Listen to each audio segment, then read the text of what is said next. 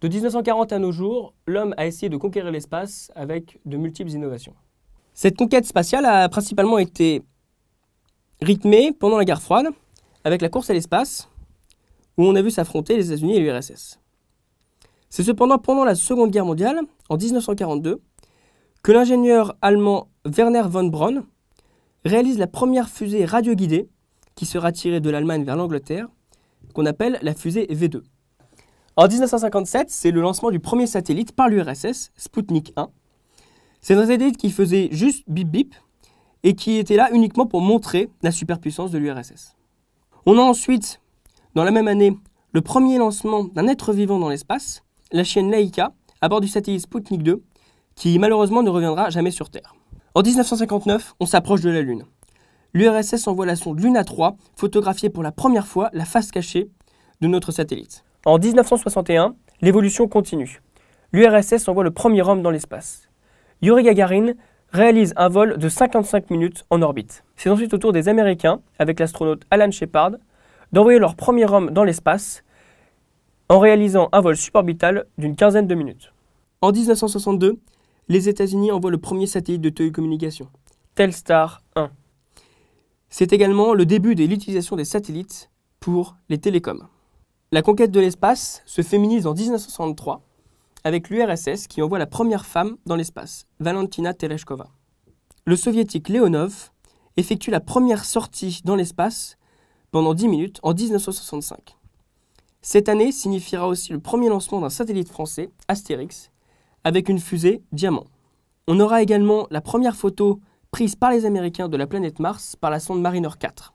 C'est en 1966 que la sonde Luna 9 est la première sonde à atterrir sur la Lune. Elle sera suivie 3 ans après par le premier pas de l'homme sur la Lune par Neil Armstrong en 1969.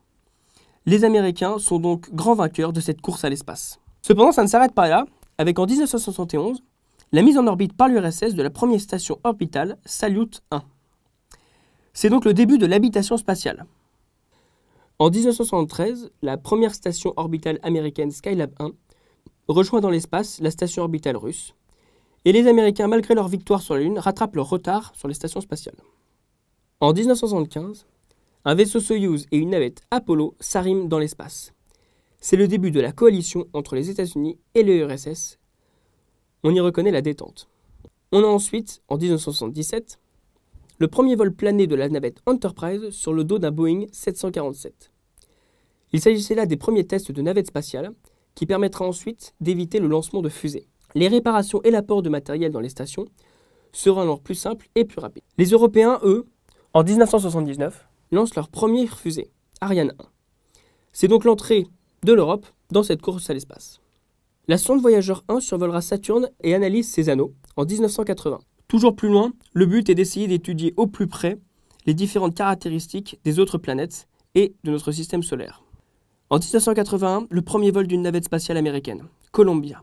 3 navettes seront construites par la suite, Challenger, Discovery et Atlantis. Les Français envoient leur premier astronaute en 1982, Jean-Loup Chrétien, qui séjourne dans la station soviétique Salyut 7.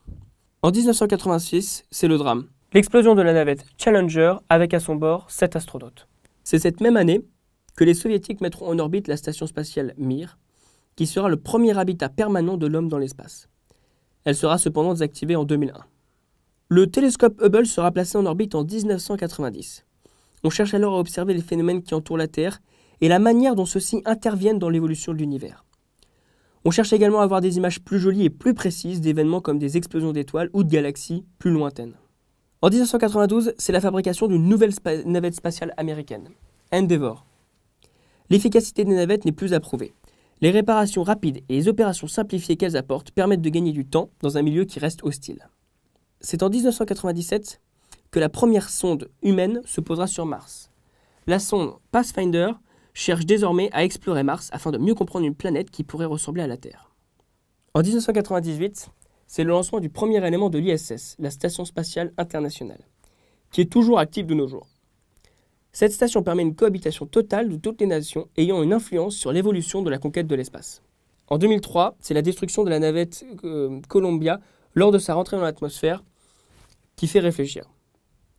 C'est en 2011 que l'on verra un arrêt définitif des navettes spatiales qui deviennent alors trop coûteuses. En 2003, la Chine, elle, envoie pour la première fois une fusée habitée et réalise une sortie spatiale par l'un de ses astronautes. La Chine devient alors la 3e puissance mondiale à avoir envoyé un homme dans l'espace. En 2011, la Chine lance un satellite qui est le début d'une future station spatiale chinoise. La Chine se démarque ici comme étant une grande nation spatiale. Enfin, en 2011, c'est le lancement de la sonde Rover Curiosity, robot ultra perfectionné, qui sera envoyé sur Mars afin de mieux comprendre la composition de cette planète.